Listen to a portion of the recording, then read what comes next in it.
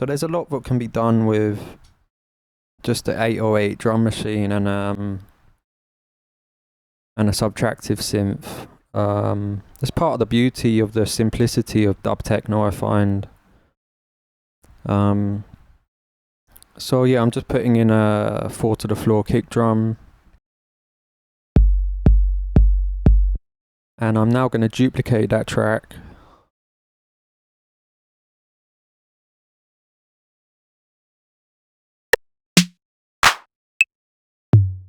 So we can have 2 MIDI clips with their own timing going on. And I'm just going to select another percussion sound from this 808 drum kit.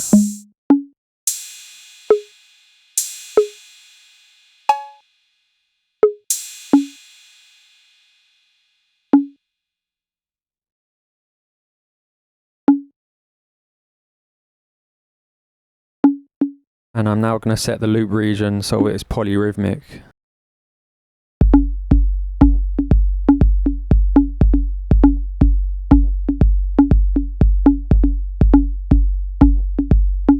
So we instantly have kind of an interesting rhythm section going. So I'm putting an auto filter on there and I'm setting it to a bandpass and giving it some LFO, so what the filter frequency is going to get modulated, and it just helps to add movement to the sound. And next I'm putting a delay on there, which adds a whole other rhythmic element. So I'm going back to the original drum 808 drum kit and I'm just putting in your offbeat hi-hat.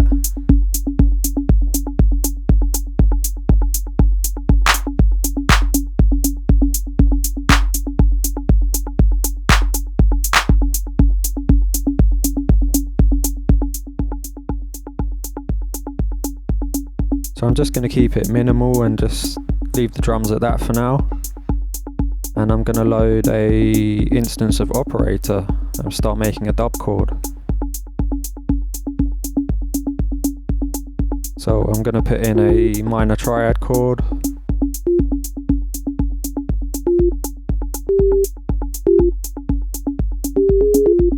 Nothing too complicated.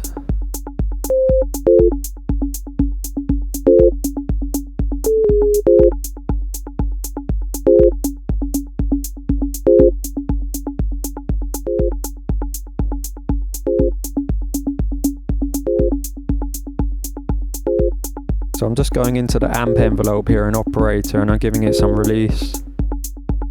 I'm turning the sustain down just a little bit. Giving it a tiny bit of attack.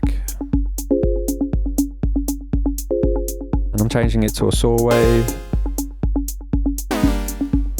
And just transposing it down an octave.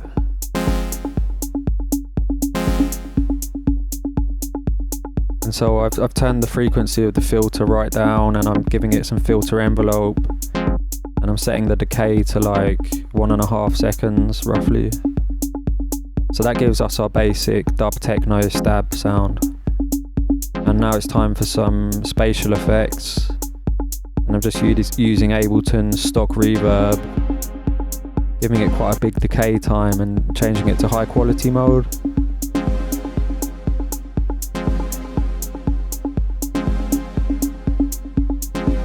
So I'd like to add a whole lot more movement to the sound. So I'm going to grab auto filter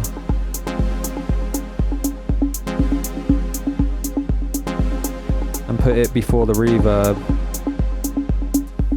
Change it to the bandpass setting.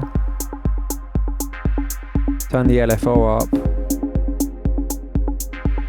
And it just adds a really nice bit of movement to the sound.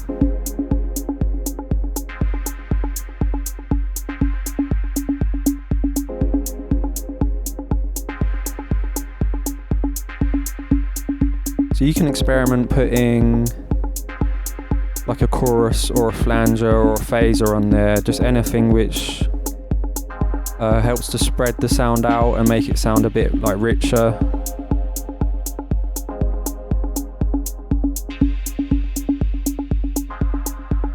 And next I'm putting some OTT on there.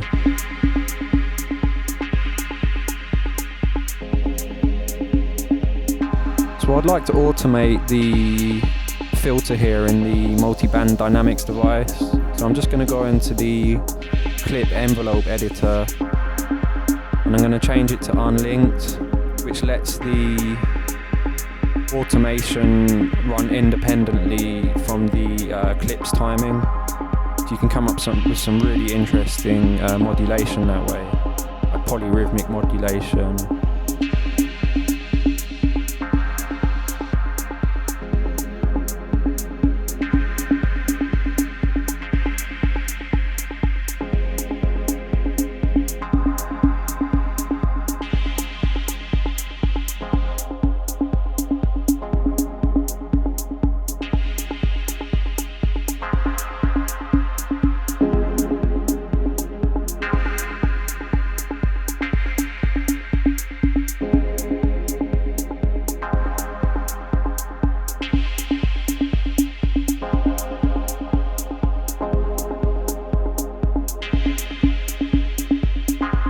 So now it's time for some delay, and I'm just going to grab Ableton's stock delay device and I'm putting it before the reverb, changing it to ping pong mode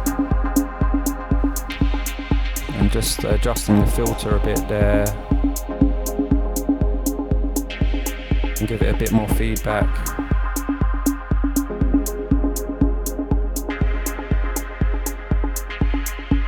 So once again, this Ableton Live set will be available to download via my Patreon, and I'll put a link in the comments.